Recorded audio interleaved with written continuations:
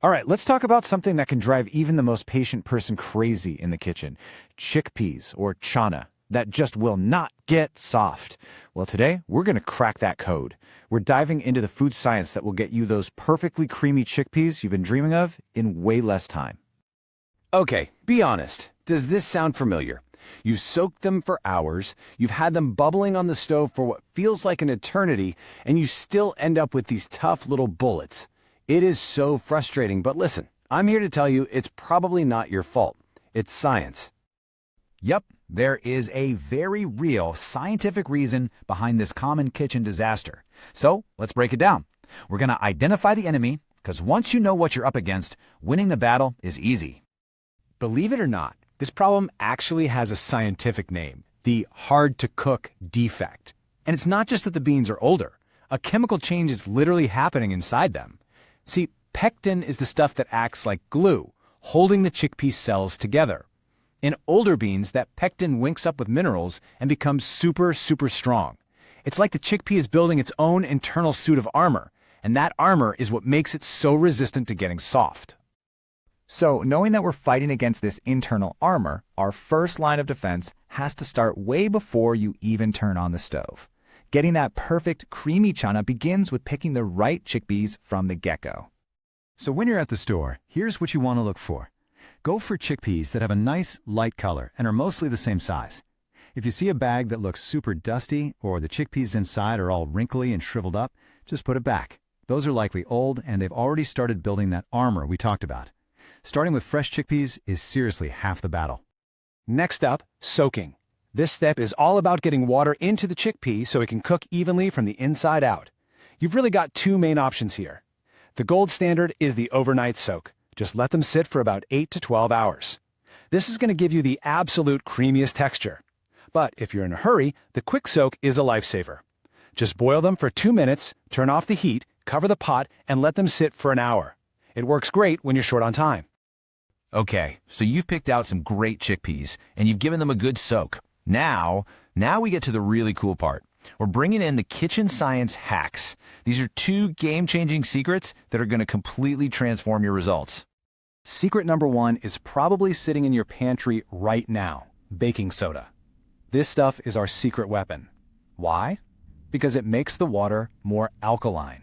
And that alkaline environment is the perfect thing to attack and break down those super tough pectin bonds. It basically melts their armor. Now, a little bit goes a very long way. All you need is about 1/4 teaspoon for every cup of chickpeas you're soaking. But be careful here. Don't just dump a bunch in thinking more is better. If you use too much, your chickpeas can end up with a slightly soapy taste, and nobody wants that. All right, are you ready for secret number 2? This is something almost nobody thinks about. What if I told you that the water coming right out of your kitchen tap might be sabotaging your cooking?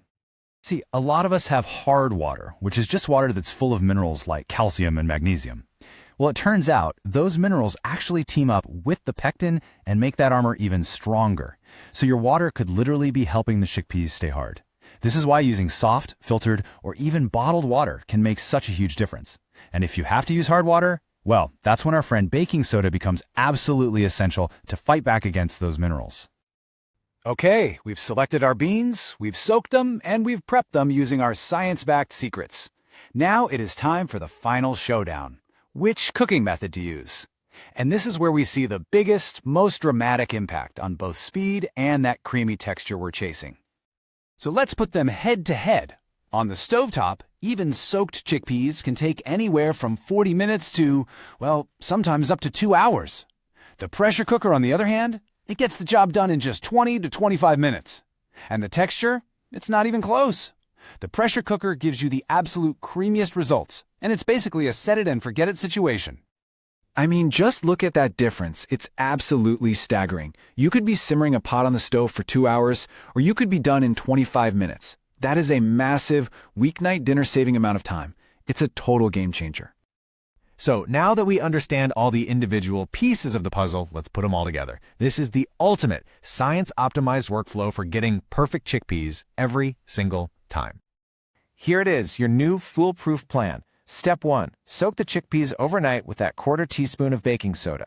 Step 2, and this is important, rinse them really, really well to get any of that baking soda taste off. Step 3, cook them in soft or filtered water in a pressure cooker for about 20 to 25 minutes. And the final crucial tip, only add your salt and things like tomatoes or lime juice after the chickpeas are fully cooked. If you add them too early, they can actually make the skins tough and slow everything down. But, the real beauty of mastering this isn't just about one amazing meal. It's about shifting your mindset to embrace the idea of cook once, use many times. Think about it. You can use this pro method to cook a big batch of perfect, creamy chickpeas over the weekend. Then you're set for the week. They'll stay fresh in the fridge for up to 5 days, or you can freeze them for up to 3 months. Then you can just toss them into curries, soups, salads, anything. It's an incredible long-term time saver. So there you have it, the science, the method, and the amazing reward of perfect, creamy chickpeas whenever you want them. You are now officially equipped to conquer the hard Channa problem for good. So the only question left is, what delicious meal are you going to make first?